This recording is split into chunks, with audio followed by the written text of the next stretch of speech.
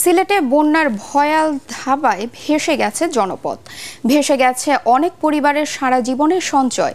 তবে এরই মধ্যে কিছুটা উন্নতি হয়েছে সেখানকার বন্যা পরিস্থিতির। গেল দুদিনে উজানের পানি সরে গিয়ে বসত ভিটা জাগতে শুরু করেছে। বন্যায় সবচেয়ে বেশি ক্ষতি হয়েছে কোম্পানিগঞ্জ, গোনাইনহাট, কানাইঘাট, জৈন্তাপুর এবং জকিগঞ্জে। সুরমা ও কুশিয়ারা নদীর পানি এখনও কিছু স্থানে বিপদসীমার উপর দিয়ে প্রবাহিত হচ্ছে। ওয়ালটন ফ্রিজ কিনে অনেকের মতো আপনিও হয়ে যেতে পারেন মিলেনিয়াল। সেরা পণ্যের সেরা অফার। দর্শক, এই মুহূর্তে সিলেটের গোয়াইনঘাট অঞ্চলে আছেন আমাদের সহকর্মী মনির হোসেন তপু। গত দুদিন ধরে তিনি এ এলাকার বানভাসীদের দুর্ভোগের কথা আমাদের সামনে তুলে ধরছে। আমরা সরাসরি চলে যাচ্ছি তার কাছে। তপু, এ এলাকার বন্যা পরিস্থিতি এখন কেমন? বন্যা দুর্গত মানুষরা কি বলছেন? সিলেটের যে বন্যা যে পরিস্থিতি এখন কিছুটা উন্নতির পথে।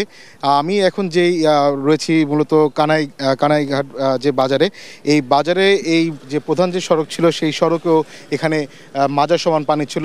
আমার এখন দেখতে পাচ্ছেন যে সুরমা নদী, সেই সুরমা নদীর পানি পুরো সড়ক জুড়ে এখানে প্রবাহিত হচ্ছিল এবং এখানে আশপাশের যে জনপথ রয়েছে সেই জনপথের অনেক বাড়িঘর এই পানির তলে ডুবেছিল। তবে গেল দুদিন তেমন ভারী কোনো বৃষ্টিপাত না হওয়ার কারণে এবং এই উজানের পানি খুব দ্রুত গতিতে নামার কারণে এই জনপদগুলো জাগতে শুরু করেছে। আশপাশের মানুষজন তারা চেষ্টা করছেন তাদের স্বাভাবিক জীবনে ফেরার জন্য। আর আপনাকে জানিয়ে রাখি যে এই যেহেতু অনেক প্রধান সড়কে যে পানি উঠে গিয়েছিল সেই কারণে এই সড়কগুলোর অনেক জায়গায় আমরা দেখেছি যে সম্পূর্ণ ভেঙে গিয়েছে এবং বেশ ক্ষয়ক্ষতির সম্মুখীন হতে আমরা দেখেছি। আর এখন আমরা একটু কথা বলার চেষ্টা করবো এখানে একজন স্থানীয় বাসিন্দার সাথে। আমাদের একটু জানাবেন যে এই বন্যায় আপনাদের কি কষ্ট হলো? এতটুকু কষ্ট হয়েছে, কেনাবিনা কিচ্ছু পাওয়া গেছে না। পানি বন্যায় সব দোকান বন্ধ হয়ে গেছে। এই রোডের উপর দিয়ে বুক পানি চলে গেছে। আর আমরা ইট টিট করতে পারি নাই, কোনো গরু কিনতে পারি নাই, লোকজন বাড়ি তুলে বাসার জন্য বাইরে হইতে পারে নাই।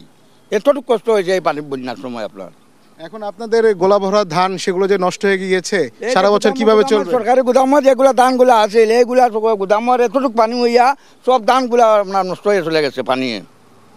এখন খানাপিনা সব মিলতেছে না, এতটুকু কষ্ট হইতেছে আমাদের। আপনাকে আরেকটি বিষয় জানিয়ে রাখি যে এই যে বন্যা অঞ্চলের যে আশপাশে যারা জনপদ যেগুলো প্রত্যন্ত অঞ্চলে এখনও আমরা দেখেছি যে চোখ যত দূর যায় পানি রয়েছে, সেখানে নৌকার মাধ্যমেই সেখানে চলাচল করতে হচ্ছে। সেই অঞ্চলগুলোতে আমরা দেখেছি, খোঁজ নিয়ে জেনেছি যে এখনও সেখানে খাবারের অভাব রয়েছে, বিশুদ্ধ পানির অভাব রয়েছে। জি চিন্তিয়া, এই ছিল আমার কাছে সবশেষ।